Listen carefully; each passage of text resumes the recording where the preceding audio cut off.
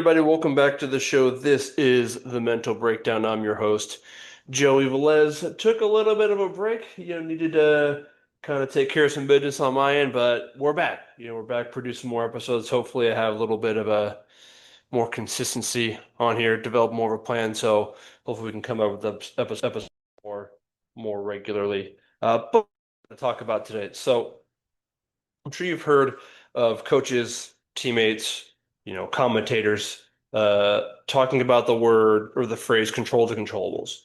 But what does that actually mean? More importantly, how do you put that into practice in the biggest moments? I think when athletes hear the phrase control the controllables, they often think it means they should ignore everything else that's going on. But that's not completely true. It's about recognizing where your energy needs to be spent, right? So if you think about a game or any sort of competition, there are dozens of factors that influence the actual outcome. Now you can't control the officials, weather, the opponent, the crowd, the ball going the wrong way, taking a bad bounce, what your coach is doing, what your teammates are doing. Yet these are all the exact things that athletes oftentimes obsess over. Right. Every minute you spend worrying about something that's outside of your control is a minute you're not investing in yourself in your own performance. So what are those things that you do control? Well, that's your effort, your attitude, your preparation, your body language, how you communicate, your breathing, where you place your attention, how you respond to mistakes. Like these are what those controllables are. So, one way to think about it is that like if you're driving a car, right? Like you can't control the traffic, you can't control if someone cuts you off or not. You can't control if it starts to rain, but what you can control is how you drive. Like you can choose to stay calm, you can choose to adjust your speed, you can choose to keep, both your hands on the wheel. Athletic performance works the same way. Elite performers aren't successful because everything goes their way. They're successful because they respond well when things don't go their way. Now, something many people misunderstand is that controlling the controllables doesn't mean that you can't get frustrated. Doesn't mean that frustration doesn't exist. You're allowed to get upset after a bad call. You're allowed to get upset after a mistake. The difference is how long you actually stay there. Can you acknowledge the emotion that you're experiencing and then quickly shift your attention back to whatever the next play is? Because attention is one of your greatest performance resources. Where your attention goes, performance is going to flow. Now, if we look at, a soccer example, since the World Cup is going on right now, and I'm enjoying watching it, but imagine you're watching the World Cup, right? Your team is tied in the 82nd minute when the referee awards your opponent a penalty kick after a controversial call, like you do not agree, right? But whether you agree with it or not, the decision's been made.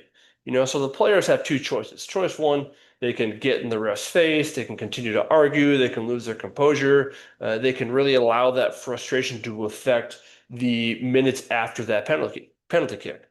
Or choice two is you can accept the call because it's not going to change. You can regroup as a team. You can communicate what the next play is going to be. You can get yourself organized and prepare for whatever comes next. That doesn't mean that they're going to block the penalty kick, but it puts them in a better situation to continue on that match in a more controlled state, right? It's like that first choice gives away all control, where that second choice keeps it. Same situation, different response, different outcome. Now, one strategy that you can use in these moments is called the circle of control. Before competition or even after something goes wrong, you can physically draw two circles or picture kind of two circles in your brain. The outer circle is everything that you can't control, the opponents, the officials, the weather, things like that. The inner circle is everything that you can control, right? So your effort, your communication, your routine, your mindset, things like that. Whenever you feel yourself becoming distracted, ask yourself one simple question. Am I focusing on my inner circle or my outer circle? If it's the outer circle, take a step back, take a deep breath, acknowledge that your attention is in your outer circle, but then redirect it to what is within your control. Redirect it to those things that are in your inner circle, because that's where performance lives. And so I'll leave you with this. The best athletes aren't the ones who experience the fewest distractions. They're the ones who recover their focus the fastest. So this week, don't ask yourself whether everything is going your way, ask yourself, am I giving my attention to the things that can actually influence? Because when you consistently control the controllables, you give yourself the best chance to perform at your highest level. Right? So remember, performance isn't about controlling everything. It's about mastering what you can.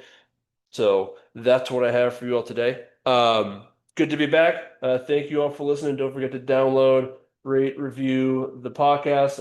I'm gonna get the website up and going here pretty soon, but I am on YouTube. I am on Instagram and TikTok. It's all at Velez Mental Performance. You can find me there. Uh, yeah, it's good to be back. Can't wait to get out more episodes for you guys. And don't forget, today's a great day to make an impact on someone's life. All right, y'all. Have a good one.